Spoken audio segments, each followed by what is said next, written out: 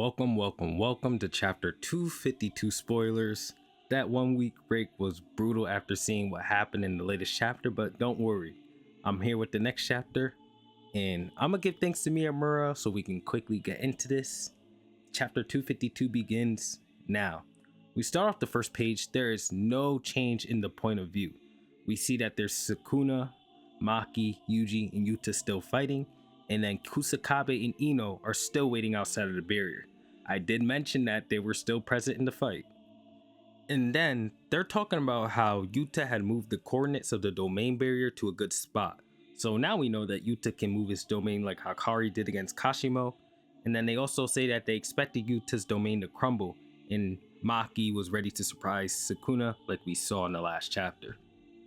Ino says that it would be better to have more people inside of Yuta's barrier to face Sukuna, and I believe this too. They also initially planned to send Choso with Yuta and Yuji, but Kusakabe says that now it's too late, and if anybody tries to enter now, Sukuna will become conscious and their surprise attack plan will fail. And all this is happening before Maki was going to enter Yuta's domain, by the way. I'm glad that the story does address that having more people inside of the domain would have been a much better strategy against Sukuna, especially if they were going to try and weaken him so Jacob's ladder could be used. Just imagine everybody jumping him with the thin ice blade, breakers, you know what I'm saying? Just destroying him at the same time, and then Yuta used it. I think that would have got the job done. Maki then prepares to enter Yuta's domain. Ino says to Kusakabe that, bro, you can join the fight too, but Kusakabe just pretends he ain't hear that and says, let's go, Maki.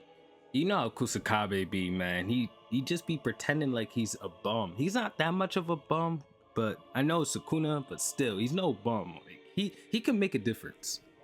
And I'm letting you guys know now, Maki versus Sukuna obviously happens. We know it's gonna happen. It's so good. We getting that real hand to hand, basically what they did before, but times 10. It's good. So Maki gets to like a position to run, like you know how in track they get on all fours, like are you mark, get set, go. She's standing like that, and as she gets ready, Yuta's domain breaks, and Kusakabe says that Yuta will give them the sign to attack the moment that Sukuna is relaxed the most. And this does confirm that this was all coordinated plan rather than Sukuna just beating Yuta early and celebrating his victory, right? I mean, some people might have interpreted it that way. That's how I saw it. But nah, they wanted Yuta to like not lose, but if Yuta did lose, they were gonna run along with this plan. I thought that these were just events that lined up with one another. So we finally come back to the present, and Yuta gets slashed, cut up, and he's knocked out. We see that Maki studs the blade within Sukuna's stomach, and Rika immediately grabs Yuta like she's bawling her eyes out. It's kind of funny. I'm sorry, it is funny. And Ui jumps in to transport Yuta out of the battle in order to heal him in a different location. And we don't know if Yuta's alive or not. He just gets taken away like all the other characters were. And Maki versus Sukuna begins. She starts with trying to cut Sukuna in half, but Sukuna just quickly evades it. Come on, that's not working. Sukuna realizes that Yuta willingly destroyed his domain to send that signal to his comrades. And now we see that the signal was Yuta's domain being destroyed. It's awesome that he willingly destroyed. That's so cool. Yuta's so cool. Coming back to the fight, it's said that Sukuna cannot heal Maki's cut as quickly as he can with other injuries. The narrator then explains that, now listen closely, that when Maki cuts a person's soul with her special katana, you cannot normally heal that wound with reverse curse technique.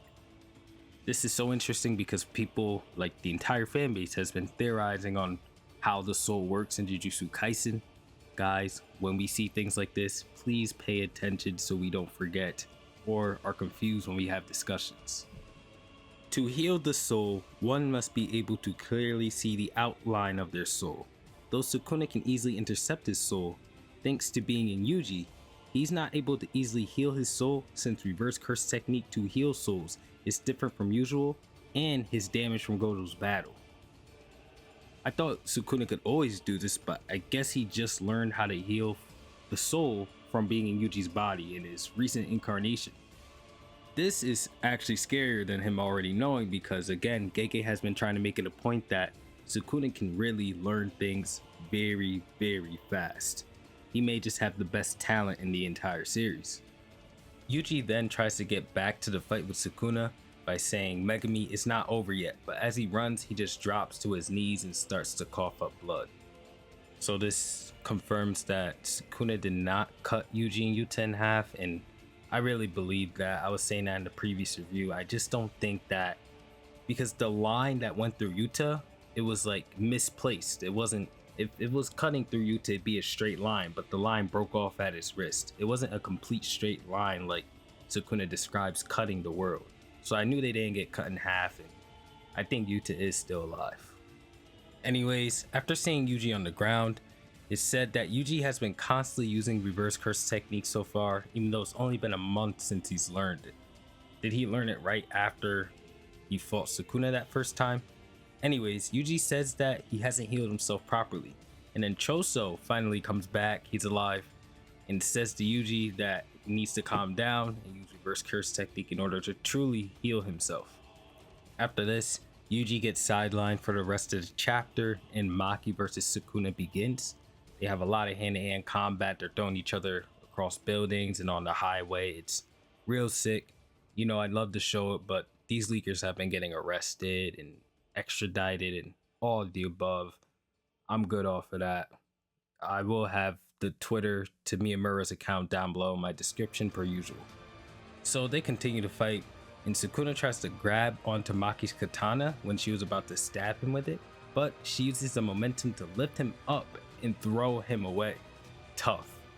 So after Maki threw Sukuna, he landed onto a building, and Sukuna cuts the building that he was touching into pieces and throws it. While Maki's field of vision is obstructed by flying debris, Sukuna is able to low-key send a slash. He snuck it, but she evaded it.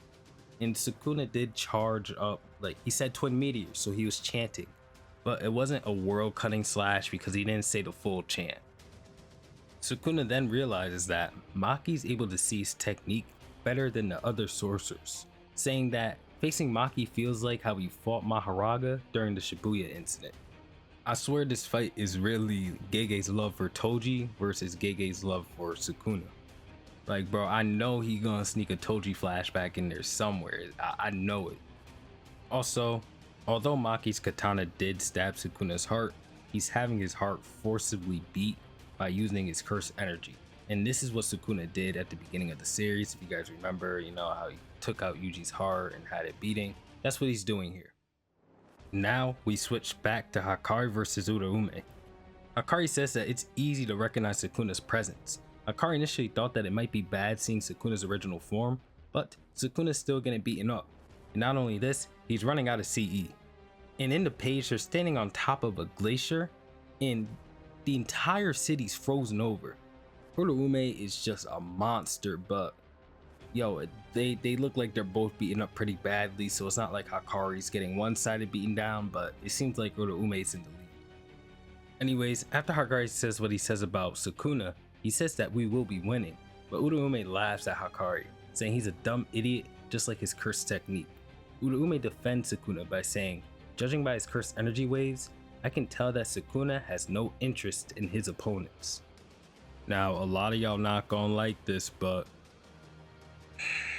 yo, that's the truth. Sukuna holding back, man.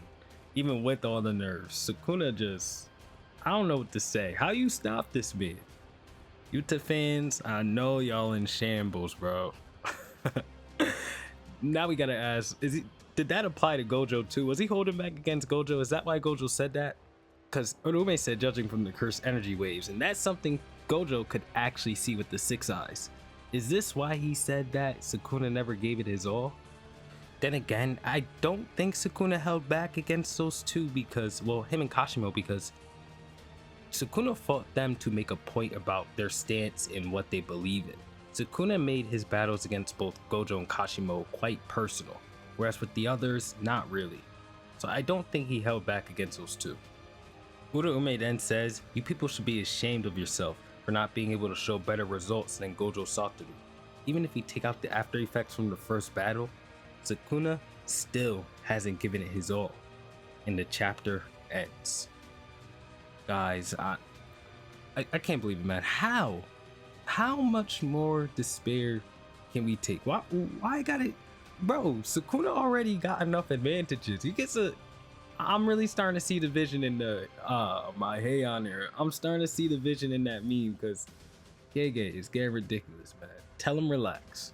With that said, you'll get my full analysis review tomorrow or the day after or the day after that. Certainly gonna get it done in the next 2 days because I have to go to Washington for the weekend. That being said, thank you guys for all the support. I'll catch you all in the next one. Peace out.